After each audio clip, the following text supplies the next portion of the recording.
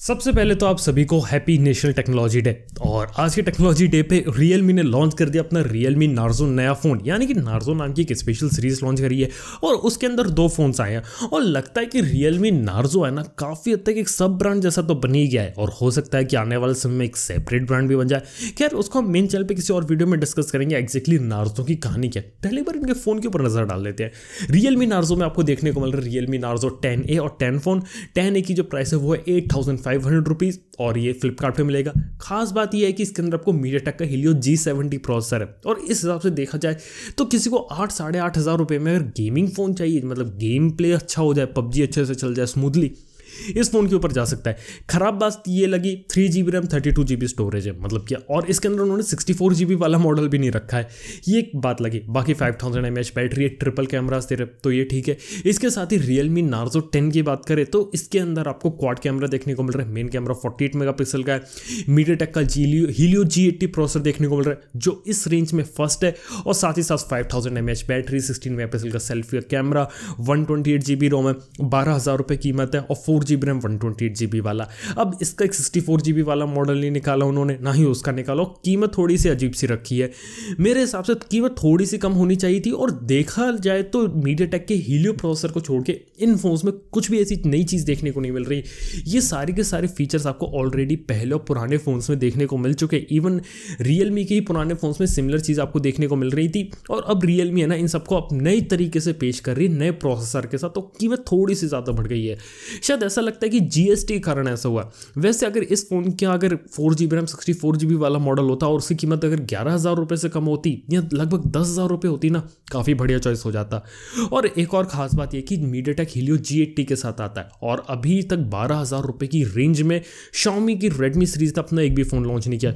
और हो सकता है कि Redmi Note 9 11-12 हज़ार का आ जाए और उसके अंदर वो मीडियाटेक का Helio G85 ले, तो उस हिसाब से Realme Narzo को वो चीज़ किल कर सकती है।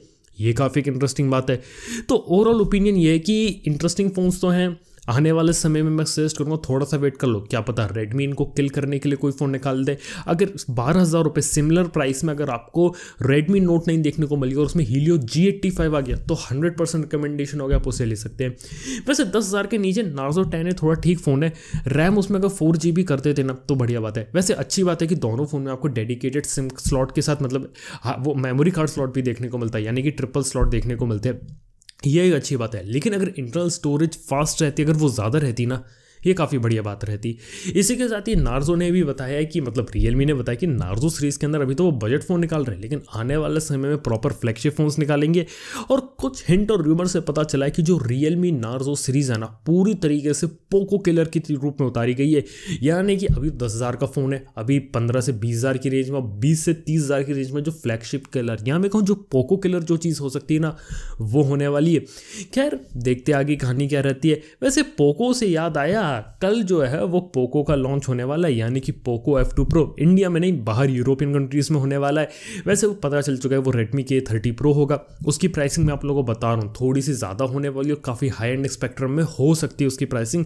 अगर पोको ने कुछ कमाल दिखा दिया, अच्छी प्राइसिंग दे दी तो बढ़िया बात है। लेकिन पोको F2 Pro का आप इंडिया में एक्सपेक्ट नहीं कर सकते। पोको F2 Pro आएगा, लेकिन पोको Redmi के 30 Pro बन के पोको F2 Pro की जगह इंडिया में पोको निकालेगी पोको F2, जो अभी तक एक अननोन फ़ोन बना हुआ है। नाम और मॉडल नंबर लीक हुआ है, लेकिन फ़ोन कैसा होने वाला है, स्पेसिफिकेशन क्या होने वाली है, इसके बारे में कोई खबर नहीं है। इसके साथ ही ये भी बता सकता हूँ कि आज के समय में Realme ने अपने दो फ़ोन लॉन्च कर दिए। कल Vivo अपना Vivo V19 लॉन्च करने वाली है। इसके साथ ही Honor अपना Honor 9X Pro लॉन्च करने वाली है, जिसके अंदर आपको Huawei की ऐप गैलरी होती है वो देखने को मिलेगी। इसी के साथ ही जो Poco F2 Pro है वो आ रहा है। तो कुल मिला के देखा तो आज 1-2 दिनों में टोटल 5 फ़ोन के लॉन्चेस हो गए, और अभी तो लॉकडाउन धीरे धीरे खुला है। और अब देखते हैं कि बाकी फ़ोन्स के लॉन्चेस कब होते हैं, क्योंकि खबरें तो ये भी बता रही कि Oppo भी तैयारी में अपना Oppo Find X2 Pro के लिए। ये भी देखने वाली बात होगी, और देखते हैं कि इन सब फोन्स की सेल्स वगैरह कैसी रहती है और कितनी जल्दी जल्दी और दूसरे फोन्स लॉन्च होते हैं। इसके बाद काफ़ी इंटरेस्टिंग बात यह है कि जितनी भी फैक्ट्रीज जो लॉकडाउन के समय बंद हो गई थी ना, वो दोबारा से शुरू हो गई है। अब ऐसा ये है कि वहाँ पे लोगों की रिक्वायरमेंट कम रहती है, लोग सोशल डिस्टेंसिंग मेंटेन कर सकते हैं, और वहाँ पे जो मेजॉरिटी जो काम किया जाता है ना, वो मशीनों के थ्रू किया जाता है। तो ये काफ़ी इंटरेस्टिंग बात है, यानी कि मशीनों से जो मेजॉरिटी जो सिस्टम है ना, वो ऑटोमेट हो रखा है। वहाँ पर ह्यूमन का इंटरवेंशन अब थोड़ा कम कम होने लगा है। इसलिए जो Xiaomi, सैमसंग, ओप्पो और वीवो की फैक्ट्री शुरू हो चुकी है, और इंडिया में जो फ़ोन्स थे ना, वो बनना शुरू हो चुके हैं। अब देखते हैं कि पुराने फ़ोन्स बन रहे हैं, नए फ़ोन्स बन रहे हैं, और आने वाले में स्थिति क्या रहती है।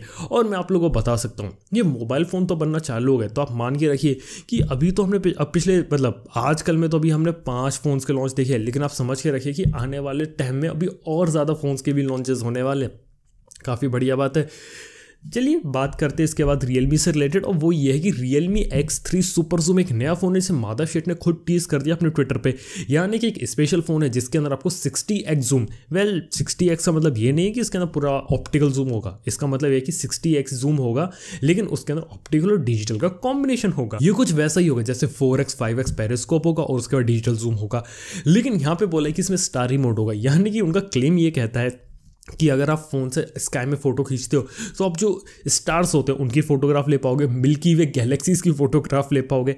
वेल ऐसा उसमें लिखा है और ऐसा उनकी वर्डिंग है, लेकिन रियलिटी में क्या रहेगा कि आपको एक एस्ट्रो फोटोग्राफी का एक मोड मिल जाएगा, कुछ इस टाइप की चीज़ें मिल जाएंगी, और 60x जूम मिल जाएगा। तो ये बात है। और देखा तो Realme X3 super zoom addition, ये जो है ना फ़ोन इंडिया में लॉन्च होगा, और हो सकता है मई एंड या फिर जून में चीज़ देखने को मिल जाए, और हो सकता है कुछ फ्लैगशिप लेवल स्पेसिफिकेशन लेके आ जाए, क्या पता स्नैपड्रैगन 765। वेल अगर ऐसा होता तो ये भी काफ़ी इंटरेस्टिंग बात होगी। क्या Realme से आगे बढ़ के बात करते हैं एप्पल के नए आईफोन के बारे में। उसके बारे में कुछ नए लीक से पता चला है कि 120 हर्ट्ज का रिफ्रेश रेट सारे ही आईफोन्स में कॉमन हो सकता है। इसके साथ ही सभी आईफोन में 5G देखने को मिलेगा, लेकिन जो मिलीमीटर वेव वाला जो फास्ट 5G होगा वो महंगे आईफोन में होगा। पहले से ज़्यादा बड़ी बैटरी होने वाली है, कैमरास में इंप्रूवमेंट होने वाले हैं। तो इस अभी के बारे में ये इन्फॉर्मेशन है, और हो सकता है ये जो आईफोन है ना काफ़ी ज़्यादा कमाल का हो, और इनकी जो प्राइसिंग है ना, मतलब कि ये रहेगा कि आपको जो 6.1 इंच का स्क्रीन का आईफोन रहता है उसकी कीमत लगभग 60-65,000 से कीमत से स्टार्ट होगी। लेकिन इस बार जो है ना एप्पल एक नया 5.4 इंच की स्क्रीन के साथ एक नया आईफोन लाने वाली है। तो टोटल 4 आईफोन आएंगे, 2 नॉर्मल आईफोन आएंगे, और प्रो मैक्स के अंदर भी दो मॉडल आएंगे। तो एक नॉर्मल और एक नॉर्मल का मैक्स वर्जन, फिर एक प्रो और प्रो का एक मैक्स वर्जन। देखते हैं आगे की कहानी क्या रहती है। लेकिन फिर भी इंटरेस्टिंग बात यह होगी आखिर आपको इन नए आईफोन्स में और क्या क्या नई टेक्नोलॉजी देखने को मिलती है। वैसे इतना कंफर्म हो गया जो प्रो मैक्स आएंगे ना उनमें आपको लाइडर सेंसर देखने को मिलेगा। वेल अभी मैं सिर्फ इसलिए एक्साइटेड हूँ, लाइडर सेंसर की वर्किंग क्या होती है शायद iOS 14 के साथ इस चीज़ का हिंट मिल जाए। और मेरे को लगता है कि एप्पल का जो AR ग्लास आने वाला है ना, इसका कहीं उससे कुछ कनेक्शन हो सकता है, ये बात हो जाती है। इसके साथ ही फाइनली बात कर रहे हैं तो जो Xiaomi है ना उसको काफ़ी ज़्यादा बैकलैश झेलने को मिल रहा है अपने 50,000 रुपये के Mi 10 को लेके। मतलब कि Mi 10 के काफ़ी सारे कमेंट्स पड़े और लोगों का कहना है कि वो ओवर प्राइस्ड है। अब इसका रीज़न ये हो सकता है कि Xiaomi को इंडिया में लोग सीधे बजट से जोड़ कर देखते हैं और सीधे उसके महंगे फ़ोन का एक्सेप्ट नहीं करते, और अगर वो कोई महंगा फ़ोन निकालना चाहती है तो Xiaomi से लोग ये एक्सपेक्ट करते हैं कि एक फ्लैगशिप किलर निकालो, मतलब हमें स्नैपड्रैगन 865 दो लेकिन 30,000 रुपीज़ के अंदर दो, 50,000 रुपये हम नहीं खर्च कर सकते। ये इस टाइप की प्रॉब्लम्स है ना Xiaomi मतलब अभी फेस कर रही है। और सबसे बड़ी बात है कि Xiaomi को थोड़ा धीरे धीरे मूव करना चाहिए था, और उन्होंने 50,000 रुपये का फ़ोन डायरेक्टली लॉन्च करके थोड़ी सी मिस्टेक करी है। मेरे को लगता है कि पहले 20-25 हज़ार का फ़ोन लाते, फिर 30-35 के बीच का लाते, फिर धीरे धीरे ग्रो करते हैं ना प्राइस सेगमेंट में, और उसके बाद वो 50,000 का लाते, कुछ सेंस बनता। लेकिन फिर भी देखा जाए तो 50,000 रुपये के हिसाब से Mi 10 है ना अभी के हिसाब से मामला थोड़ा अजीब सा है उसका। इवन लोगों का तो ये भी कहना है कि उसके अंदर शायद से आपको एड्स देखने को मिल जाए, लेकिन Xiaomi की तरफ से कुछ ऐसा हिंट भी हमें देखने को मिला है कि उसमें MIUI 11 होगा लेकिन उसमें एड्स देखने को नहीं मिलेंगे। ये भी बात हो जाती है। तो देखा जाए तो फ्लैगशिप तो उन्होंने निकाल दिया Xiaomi ने, लेकिन थोड़ा सा वो लेट हो गए, उन्हें थोड़ा पहले निकालना चाहिए तो थोड़ी अलग स्ट्रेटेजी अपनानी चाहिए थी। एकदम से निकाल दिया, शायद Redmi के 30 Pro को पहले निकालते, Poco F2 को पहले लाते, फिर बाद में Mi 10 Pro को लाते। लगता है इस बार थोड़ा सा मिस्टेक हो गई, या फिर थोड़ी सी उन्होंने जल्दीबाजी कर दी, या फिर कुछ साल लेट हो चुके हैं। फ्लैगशिप की कैटेगरी में उन्हें पहले लेके आना चाहिए था, क्योंकि MI6 से लेके MI9 तक कोई चीज़ नहीं आई थी। MI10 अब सीधे आ रहा है इंडिया में। खैर ये बात हो जाती है। इसके बाद आज स्नैपड्रैगन 768G एक नया प्रोसेसर रिलीज़ कर दिया क्वालकॉम ने, और उसकी खास बात है कि वो स्नैपड्रैगन 765 जैसे ही है, लेकिन उसका एक ओवरक्लॉक वर्जन है, यानी कि उसके अंदर CPU GPU दोनों को ओवरक्लॉक कर रखा है। CPU की बात करें तो स्नैपड्रैगन 765 का जो CPU 2.4 गीगाहर्ट्ज़ पे क्लॉक है, तो वो 2.8 गीगाहर्ट्ज़ पे क्लॉक है। एड्रीनो 620 GPU है, वो 15% उससे ज़्यादा क्लॉक कर दिया गया, और कह रहे हैं कि इसमें आपको 20% ज़्यादा परफॉर्मेंस बूस्ट देखने को मिलेगा स्नैपड्रैगन 765 से। ये एक बात हो जाती है। और तो और Xiaomi ने तो अनाउंस भी कर दिया कि Redmi K30 का जो रेसिंग एडिशन होगा ना, वो पहला फ़ोन होगा जिसका आपको स्नैपड्रैगन 768G देखने को मिलेगा। अभी रेसिंग एडिशन इंडिया में आएगा या नहीं आएगा, कहीं ये पोको F2 तो नहीं, ये भी हो सकता है स्नैपड्रैगन 768G के साथ। वेल अभी कुछ कंफर्मेशन नहीं है, लेकिन एक नया प्रोसेसर निकाल दिया है। इस प्रोसेसर के साथ एक नया फ़ोन का आना बनता है।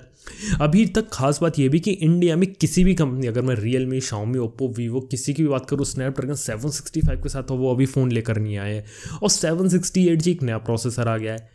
वेल आगे कहानी क्या रहती है देखते हैं। और सबसे खास बात ये रही कि आखिर 768G इंडिया में किसके साथ एंट्री लेता है। इवन स्नैपड्रैगन 765G का भी लोग काफ़ी लंबे समय से वेट करो, और अभी तक एक भी फ़ोन नहीं इंडिया में इसमें स्नैपड्रैगन 765 हो।